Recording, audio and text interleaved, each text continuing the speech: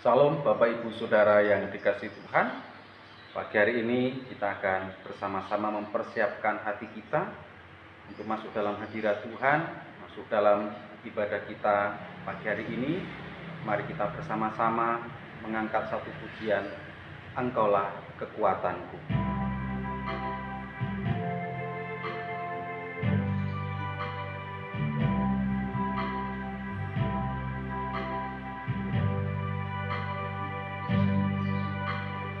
Engkaulah kekuatanku,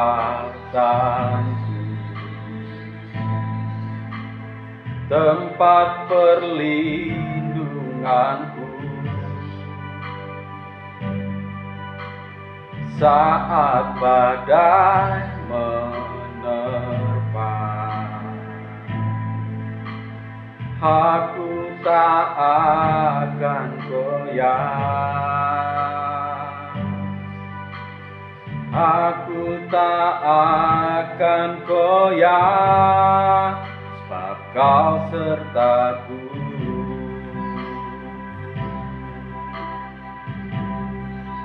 Sejauh langit dari bumi, begitu besarnya kasih-Mu. Penuhi hati kami yang rindu menyembah-Mu, Yesus. Sejauh langit dari bumi, begitu besarnya kasih-Mu. Kaulah Tuhan kekuatanku, sukacitaku. Mari kita akan berdoa bersama-sama. Tuhan Yesus, terima kasih, kami mengucap syukur untuk hidup kami hari ini, dan kami rindu Tuhan kiranya berkarya dalam hidup kami melalui kebenaran firman Tuhan yang pagi hari ini kami mau renungkan bersama-sama. Kami mau sambut firman-Mu pagi hari ini hanya di dalam nama Tuhan Yesus. Kami berdoa dan mengucap syukur. Haleluya. Amin. Saudara yang dikasihi Tuhan, pagi hari ini kita akan belajar bersama-sama di dalam Injil Yohanes pasal 15 ayat 7 dan ayat 8. Saya akan bacakan bagi kita semua.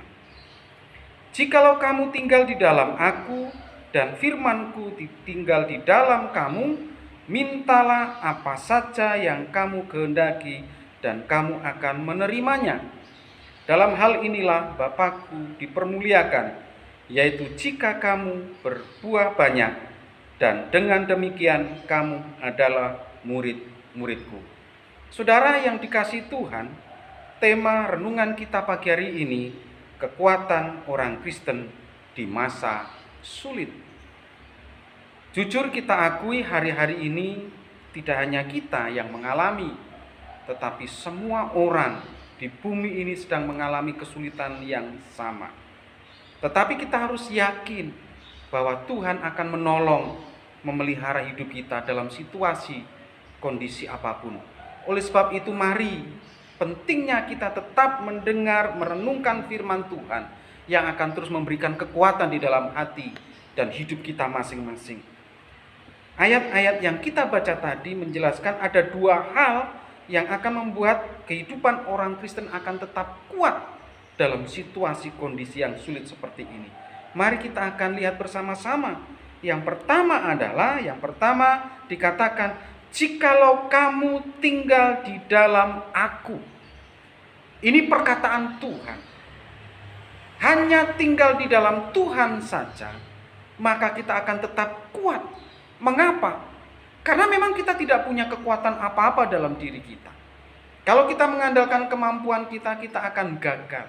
Kalau kita mengandalkan kekuatan kita, apa yang kita miliki, maka itu tidak akan pernah menjamin kita bisa melanjutkan hidup kita.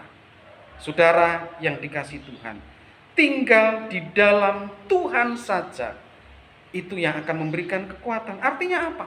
Kita tetap bersekutu dengan Tuhan.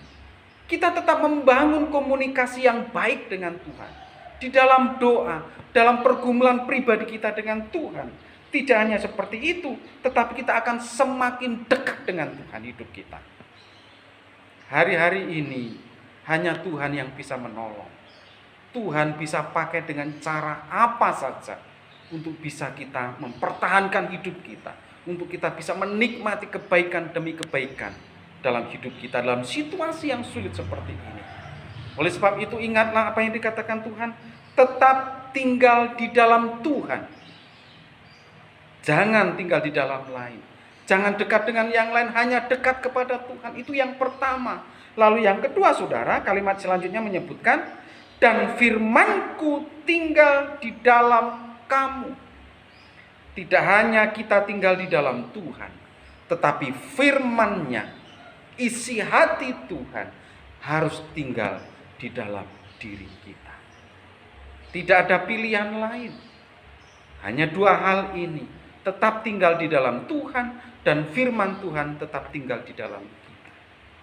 Jadi, mari kita terus tinggal di dalam Tuhan dan memulai hidup kita untuk bisa menerima firman Tuhan.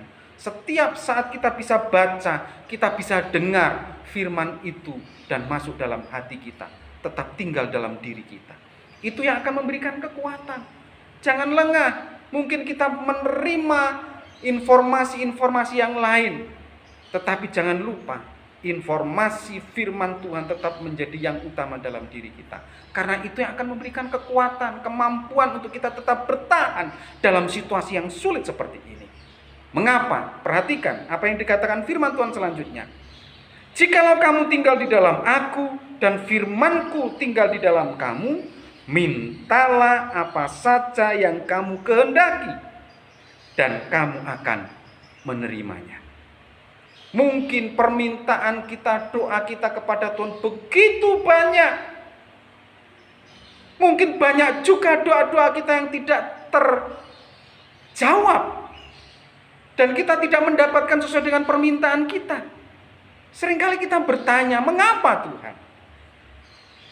Dua hal ini mungkin menjadi alasan mengapa kita tidak mendapat jawaban doa kita.